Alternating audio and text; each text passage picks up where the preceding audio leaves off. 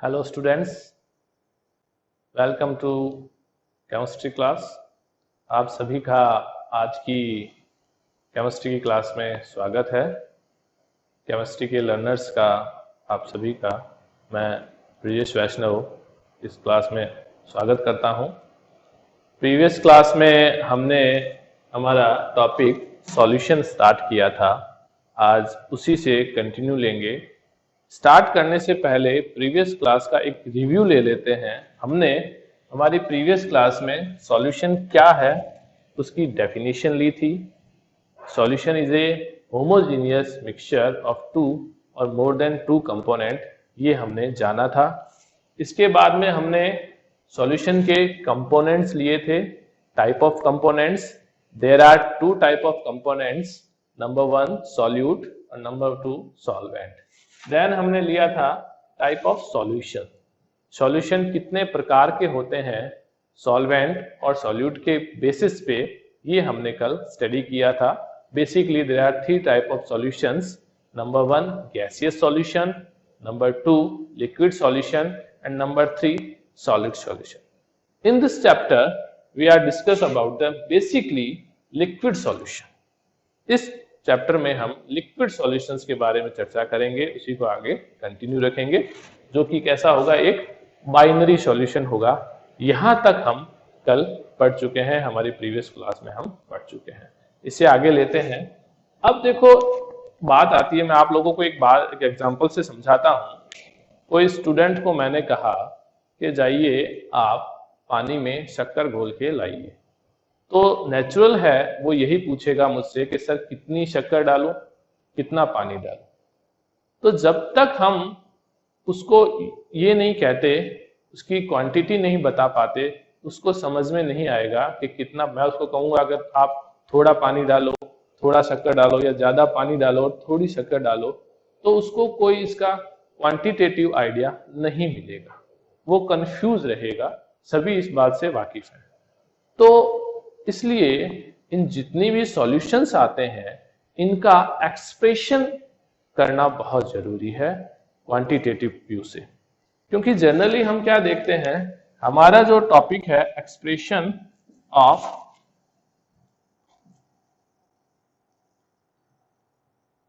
Expressing concentration of solution, इसमें जो भी हमारा सॉल्यूशन है वो बेसिकली दो तरीके से एक्सप्रेस हो सकता है। एक तो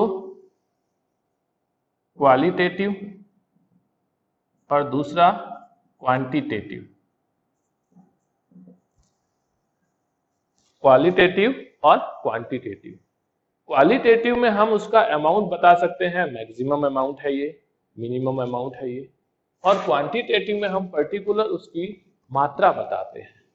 तो बेसिकली सॉल्यूशन को एक्सप्रेस करने के लिए हमारा जो क्वांटिटेटिव व्यू है वो ज्यादा बेटर है, it is a more better. क्योंकि इससे हमेशा कंफ्यूजन रहेगा, इससे हमेशा कंफ्यूजन रहेगा कि भाई किस तरह का हमें एक्सप्रेशन, कितनी मात्रा में हमें सॉल्यूशन चाहिए। तो इसी को बेस बनाते हुए हमें एक्सप्रेशन करना है, हमारे सॉल्यूशन को सामने वाले को बताना है।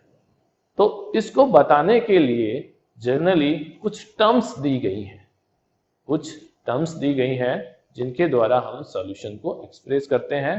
तो आइए आज हम हमारी क्लास में इन्हीं टर्म्स का चर्चा करेंगे, इन्हीं टर्म्स की स्टडी करेंगे। Let's start with the first term, number one, its weight by weight percentage. पहली जो टर्म है वेट बाय वेट परसेंटेज की है।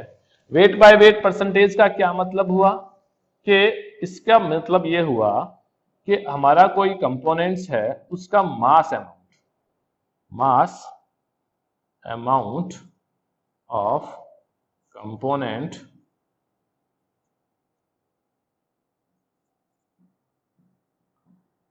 Divide by total mass of solution multiply by 100।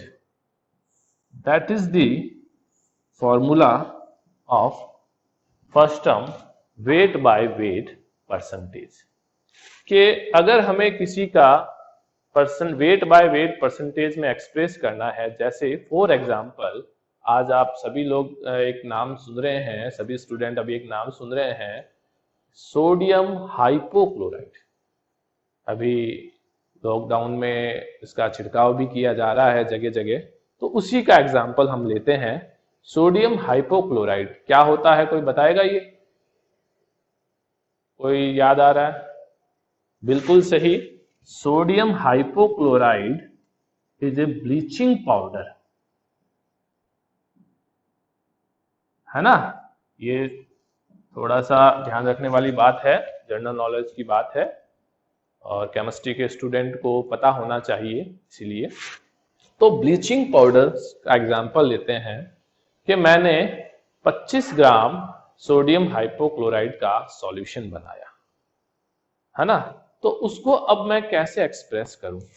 तो यही है कि कितना लिया मैंने, 25 ग्राम अगर मेरे पास सोडियम हाइपोक्लोराइड है और वो मैंने 75 ग्राम वाटर में मिला दिया है, 75 ग्राम वाटर में मिला दिया गया है।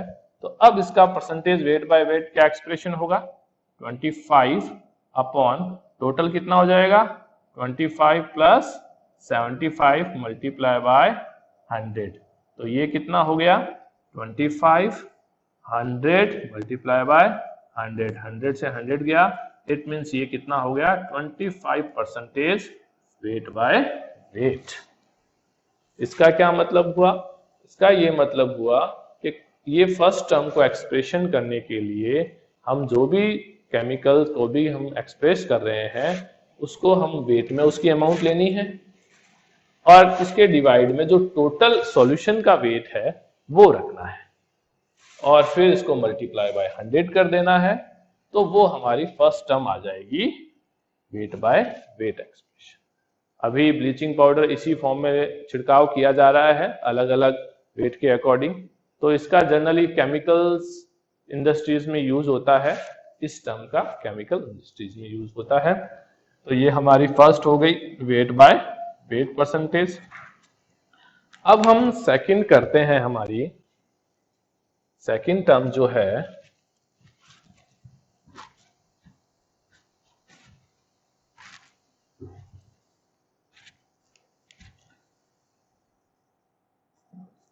V बाय V परसेंटेज, या इसको कहते हैं परसेंटेज वॉल्यूम। इसका एक ऐसे भी लिखते हैं परसेंटेज वॉल्यूम, ठीक है। तो इसमें क्या हुआ, जनरली ये उन केमिकल्स के लिए दिया जाता है जहां पर सॉल्यूट भी हमारा क्या हो, लिक्विड हो, और सॉल्वेंट भी हमारा क्या हो, लिक्विड हो। तो उसमें क्या होता है, इसको कैसे देंगे, डिफाइन कैसे करेंगे वो देखते हैं। वॉल्यूम ऑफ कंपोनेंट, या मैं यहां पे सॉल्यूट भी लिख सकता हूं, जो हमारा जनरली क्या होगा, solute upon total volume of solution multiply by 100। That is the formula और define V by V percentage. कि अगर कोई हमारे पास कोई ऐसा पदार्थ है जिसमें सॉल्यूट भी लिक्विड है और सॉल्वेंट भी लिक्विड है, तो उसे एक्सप्रेशन हम इस टर्म से कर सकते हैं कि हमने कितना उसमें वॉल्यूम सॉल्यूट लिया है और कितना हमने सॉल्वेंट वॉल्यूम लिया है। तो दोनों चीजों को देख करके हम इस टर्म से एक्सप्रेशन कर सकते हैं। फॉर एग्जांपल लेते हैं, अभी आपको सभी पता होगा, अभी करंट का ही एग्जांपल लेते हैं, हैंड सैनिटाइजर सभी यूज करते हैं अभी। तो उसमें ऐसा टर्म्स ली जाती है मार्केट में कि 65% अल्कोहल कंटेन सैनिटाइजर दीजिए। तो क्या मतलब होता है इस 65% का, उसको हम इस टर्म से एक्सप्रेस कर सकते हैं। तो हुआ क्या, ये टर्म का क्या मतलब हुआ, इस टर्म को हम सिंपली इस फॉर्मूले से डिफाइन करते हैं कि volume of one component, it means जो हमारा अल्कोहल है वो वाटर के अंदर है, डिसॉल्व है, ठीक है। तो अल्कोहल कितना है, अल्कोहल अगर 65 है, 65 ml, ठीक है, यहाँ पे वॉल्यूम ले रहे हैं तो हमें ml लेना होगा, वहां इसमें हमने क्या लिया था, ग्राम क्वांटिटी, तो यहाँ पर ml लेंगे। और वाटर कितना है, 35 ml। क्यों, क्योंकि इन दोनों का सम हमारे पास 100 ml होना चाहिए, दोनों का जो सम है वो 100 ml होना चाहिए। तो put the value of in formula, तो 65 अपॉन टोटल वॉल्यूम कितना हो गया 65, क्योंकि उसमें वाटर में अल्कोहल मिला हुआ है, 65 प्लस 35 मल्टीप्लाई बाय 100, तो ये आपका आ गया कितना,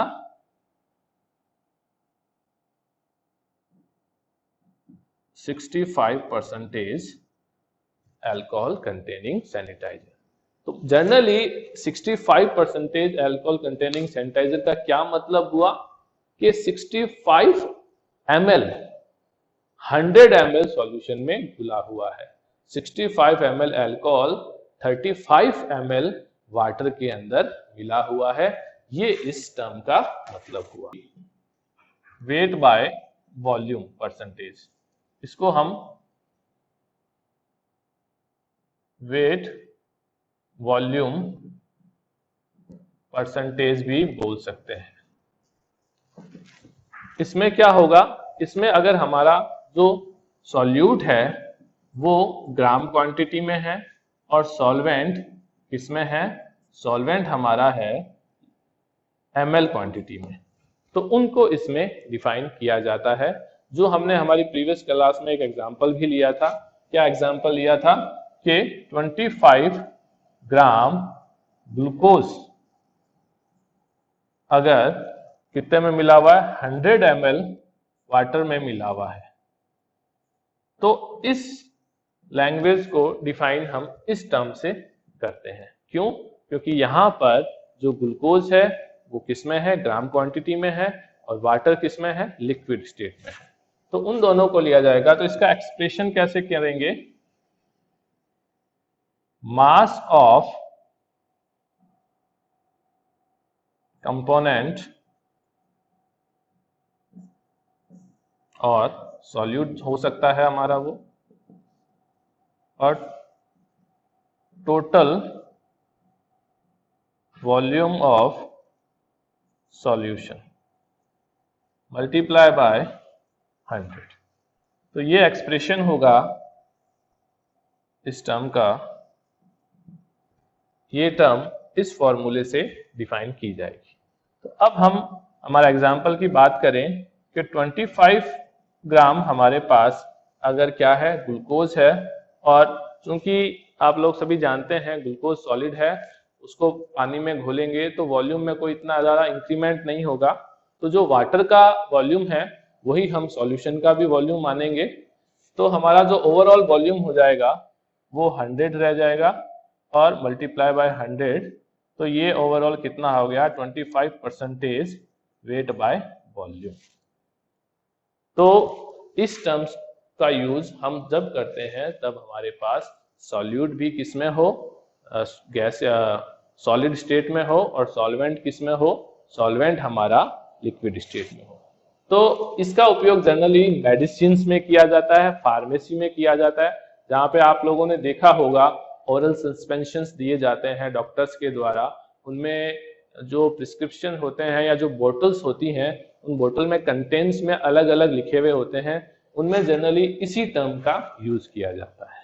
तो अभी तक हमने 3 टर्म कर ली, first term weight by weight percentage, second term volume by volume percentage, और third term weight by volume percentage. अब हम हमारी नेक्स्ट करते हैं पीपीएम। एनी गैसेस, किसी को पता है पीपीएम की फुल फॉर्म क्या होती है, एनी स्टूडेंट? चलिए मैं बता देता हूं आप लोगों को, ध्यान रखिए अगली बार। पीपीएम इट मीन्स पार्ट्स पर मिलियन। ये टर्म कहाँ यूजली जाती है और इसकी क्यों आवश्यकता पड़ी, उसकी बात करते हैं हम पहले। जहां पर ट्रेस कंपोनेंट्स होते हैं, बहुत ही ट्रेस मीन्स बहुत ही कम क्वांटिटी होती है उनकी, बहुत ही सूक्ष्म मात्रा में जब कंपोनेंट्स होते हैं, उनको एक्सप्रेस करना होता है, उनको बताना होता है, तो उस जगह ये पीपीएम टर्म है उसका उपयोग किया जाता है। जनरली इसका जो डिफाइन है वो होता है mass of component oblique total volume of component multiply by 10 की पावर 6। 10 की पावर 6 का क्या मतलब हुआ, ये आप इस मिलियन से पता लगा सकते हैं कि बहुत ही ज्यादा अमाउंट में से कोई छोटी सी अमाउंट बताना हो तब इस टर्म का यूज किया जाता है। कहाँ यूज किया जाता है वह मैं बता दूं आपको। फॉर एग्जांपल, जैसे मुझे बताना है कि भाई पर्टिकुलर 1 लीटर में ऑक्सीजन गैस कितनी है, oxygen gas is approximately 6 multiply 10 की पावर -3 ग्राम। तो इस टर्म में 1 लीटर वाटर में बहुत ही कम ऑक्सीजन है, जहां पर बहुत ही कम अमाउंट को ट्रेस करना है हमें। जनरली मैराइन वाटर्स में ऐसे केसेस देखे जाते हैं, रिसर्च फील्ड में या जो भी स्टूडेंट्स हैं आगे चलकर अपनी पीएचडी वगैरह करते हैं तो बहुत से सैंपल्स लेते हैं, उन सैंपल्स में इन पीपीएम का यूज होता है। तो यहाँ पे हम देखते हैं कि ये ऑक्सीजन बहुत ही कम अमाउंट में है और वाटर कितना है, 1 लीटर है। तो उसके लिए इसको जो डिफाइन करना होगा वो इस फील्ड में ही, इस टर्म में ही किया जाएगा। तो हम स्टार्ट करते हैं with formula. Mass of 1 components कितना है, ऑक्सीजन का मास कितना है हमारे पास, 6 मल्टीप्लाई बाय 10 की पावर -3 ग्राम। ऑक्सीजन कितनी है हमारे पास, 1 लीटर। अब 1 लीटर जो है, कई जगह अगर ये यहाँ पे कंपोनेंट्स में वॉल्यूम है तो इसको चेंज करना पड़ेगा हमें ग्राम्स में। यहाँ पे ये बात थोड़ी सी ध्यान रखने वाली है, ग्राम्स में चेंज करना पड़ेगा। तो वो होगा generally 1 litre of water is equal to 1030 grams. ये आपको बात ध्यान रखनी है, ये एक छोटी सी बात है जिसको पॉइंट आउट मैं यहाँ कर रहा हूं और वो आपको जनरली ध्यान रखनी है। इसलिए यहाँ पर टोटल वॉल्यूम की जगह अगर आप थोड़ा कंफ्यूजन हो रहे हैं तो इसको हटा करके यहाँ मास भी लिख सकते हैं, ठीक है। तो उससे अब ये तुम्हें स्थिति क्लियर हो गई होगी कि अब जब ऑक्सीजन का ग्राम में क्वांटिटी कितनी है हमारी, 6 मल्टीप्लाई बाय 10 की पावर -3 और इसके नीचे वाटर कितना हो गया, 103 ग्राम। क्यों, क्योंकि हमने इसको कितना लिया है, 1 लीटर लिया है ना। हमने एग्जांपल में कितना लिया है, 1 लीटर। अगर 2 लेते तो मल्टीप्लाई बाय 2 हो जाता, 3 लेते तो मल्टीप्लाई बाय 3 और यहाँ पर मल्टीप्लाई बाय 10 की पावर 6। अब इसे सॉल्व कर लेंगे, तो सॉल्व किया तो जनरली ये आपका अप्रोक्सीमेटली 5.8 पीपीएम आएगा, 5.8 पीपीएम।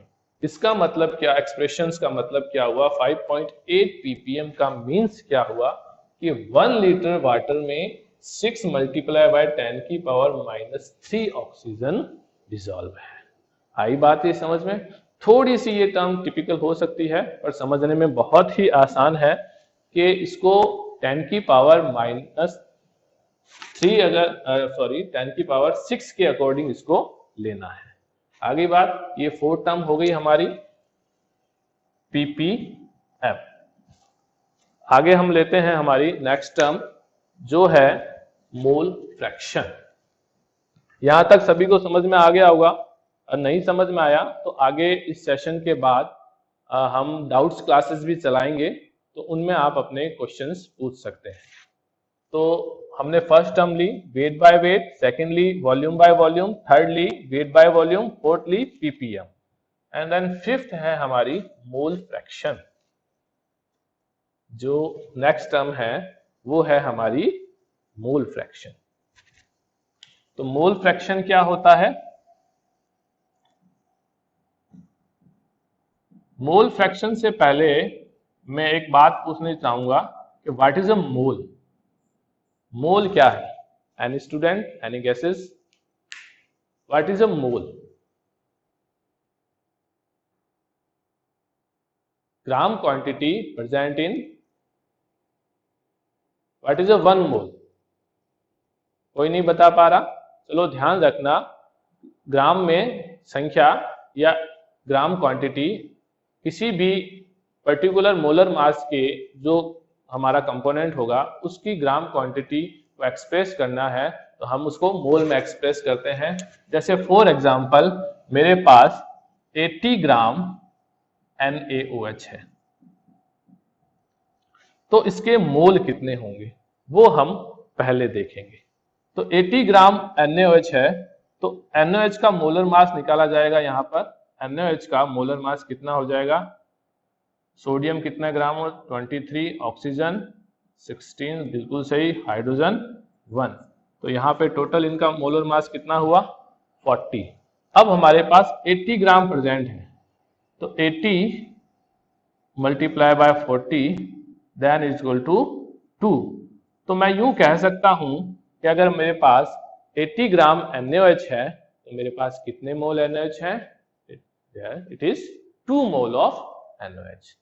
तो ये बात आपको ध्यान रखनी है कि मोल हम कैसे निकालते हैं और मोल टर्म वास्तव में होती क्या है।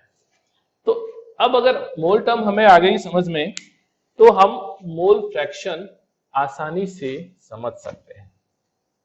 आप सभी को पता है कि जो हमारा बाइनरी सिस्टम होता है, बाइनरी सॉल्यूशन होता है, उसमें दो, एक सॉल्वेंट और एक सॉल्यूट, दो कंपोनेंट होते हैं। तो दोनों कंपोनेंट्स के मोल को हम अलग अलग डिफाइन करते हैं। मैं सॉल्यूट को A नाम दे दूं और सॉल्वेंट को B नाम दे दूं, तो मोल फ्रैक्शंस का क्या मतलब होगा? हमें मोल फ्रैक्शन ऑफ